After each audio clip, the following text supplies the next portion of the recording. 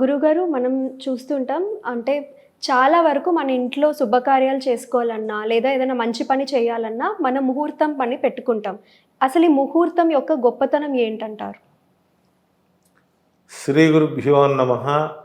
ఓం నమో నారాయణి. ముహూర్తం అంటే శుభ సమయం అని అర్థం.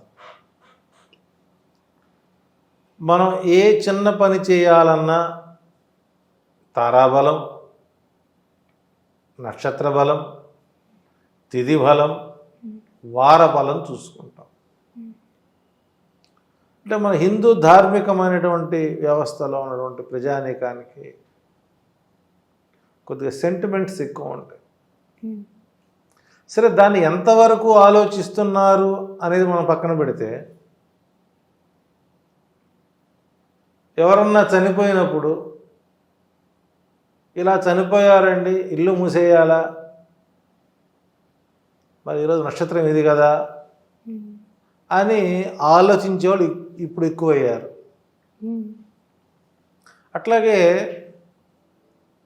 విద్యాభ్యాసం చేసుకోవాలన్నా, నామకరణం చేసుకోవాలన్నా, అక్షరాభ్యాసం చేసుకోవాలన్నా, అట్లాగే ఉపనయనం చేయాలన్నా, కొత్త వస్త్రాలు ఇవ్వాలన్నా, పిల్లవాడిని బడిలోకి వేయాలన్నా, బండి నుంచి తీసుకురావాలన్నా, ఉన్నత విద్యలకు అప్లికేషన్లు పెట్టాలన్నా, అంటే ప్రతిదీ కూడా ఒక మంచి తిథి నక్షత్ర వార హోరలో చేసేటువంటి పనులు పూర్తి స్థాయిలో సద్వినియోగం అవుతూ శుభప్రదంగా ఎలాంటి ఆటంకాలు కలగకుండా జరుగుతాయి అనేటువంటిది మన శాస్త్రకారులు చెప్పినటువంటి అంశాలను మనం క్రోడీకరించుకోవాలి. సహజంగా ఒక వ్యాపారం పెట్టుకోవాలి. ఒక ఆయన ఇప్పుడు చెప్పాడు, తిథులు విధులు బాపు అని. అట్లాగని తెలిసి అమావాస్య నాడు వ్యాపారం ఆరంభించుకుంటామా, లేకపోతే మహా చతుర్దశి రోజున ఆరంభించుకుంటామా, అష్టమి నవములు మనం ప్రారంభిస్తామా? చేయం కదా. అంటే పదోన్నతులు, వ్యాపార వృద్ధి, ఐశ్వర్య వృద్ధి, జ్ఞాన వృద్ధి, ప్రాప్తి, ఇష్టి, ఇలాంటివన్నీ కూడా మనం మంచి చెడులను బేరీజు వేసుకునే స్థితిలో మనం ఉన్నాం. అలాంటి మన ఆలోచనా క్రమానికి ముహూర్తం అనేటువంటిది కొంత దోహదపడుతుంది. మంచి ముహూర్తంలో ఉదాహరణ, మనం బ్రాహ్మీకాల ముహూర్తంలో తీసుకునేటువంటి నిర్ణయాలకు ఎలాంటి దోషాలు లేవు అని చెప్తుంది. మరి ఎంతమంది బ్రాహ్మీకాల ముహూర్తంలో నిద్రలేచి నిర్ణయాలు తీసుకుంటున్నారు అంటే 90% ఎవరు నిద్ర లేవరు ఆ టైంలో. కానీ చెబుతారు, బ్రాహ్మీకాలం ముహూర్తం చదువుకుంటే మంచి మార్కులు వస్తాయో చదవండి అనేవాళ్ళు. ఎందుకంటే తెల్లవారుజామున లేచినటువంటి సమయంలో మనకు సూర్యోదయం అయినప్పుడు మన మైండ్ సెట్లు మారుతుంటాయి. ఆ బ్రాహ్మీకాల ముహూర్త సమయం అనేటువంటిది ఏకాగ్రతగా ఉంటుంది కాబట్టి ఆ ముహూర్త సమయంలో మనం ఏం చేసినా కూడా సత్ఫలితాలే వస్తాయి, మంచి మెమరీ పవర్ పెరుగుతుంది అంటారు. దాన్ని ఆచరించేవాళ్ళు, చెప్పేవాళ్ళు, ఆచరించేవాళ్ళు తక్కువ. అట్లాగే ఒక ఉపనయనం చేసుకోవాలి. ఆ ఉపనయనం చేసేటప్పుడు తండ్రి జాతకం, తల్లి జాతకం, ఉపనయనము చేసుకునే వటుడు జాతకం, ఇవి అనుసరించి లగ్న నిర్ణయం, ముహూర్త నిర్ణయం జరుగుతుంది. ఎందుకంటే ఉపనయన ముహూర్తం సక్రమంగా లేకపోతే వాడి జీవితమే సంకనాగిపోద్ది.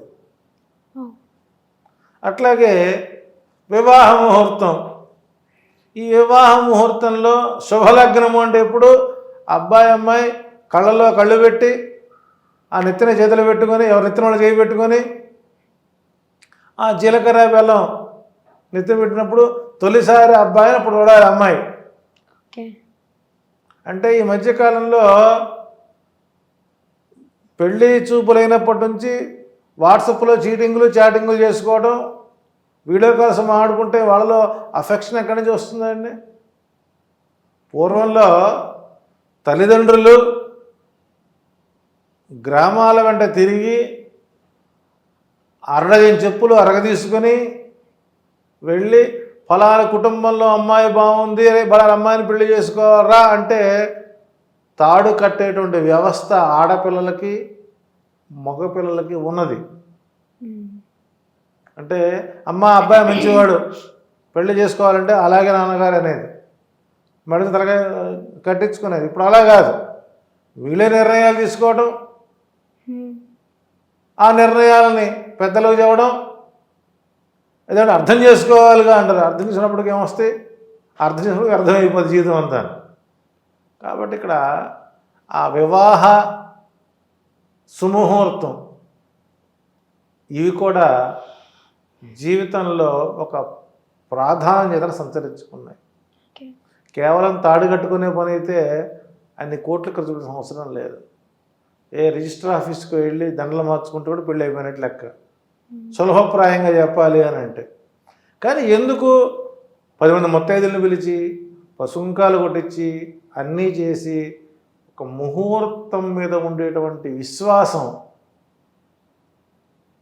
మనల్ని ఆనందకర జీవితం వైపు నడుపుతోంది. కాబట్టి ఒక వ్యక్తి జీవితంలో మంచి చెడులు రెండు కూడా ముహూర్తం అనేటువంటిది సత్ఫలితాన్ని అందించాలి. కాబట్టి అటువంటి ముహూర్త నిర్ణయాలపై జాగ్రత్తలు కనుక తీసుకోకపోయినట్లయితే ఏమాత్రం జాగ్రత్త ఉన్నా కూడా ఆ వ్యవస్థ మనం చేసే శుభకార్యం కూడా కొంత అభాసు పాలయ్యేటువంటి అవకాశం ఉంది. కాబట్టి ప్రతి పనికి కూడా ప్రతి శుభకార్యానికి కూడా ముహూర్తం అనేటువంటిది ప్రధాన పాత్ర పోషిస్తుంది అని మన ధర్మపదం ప్రేక్షకులకి చాలా ధైర్యంగా చెప్పొచ్చు. తప్పనిసరిగా ముహూర్తాన్ని అనుసరించండి, ముహూర్త నియమాలను పాటించండి.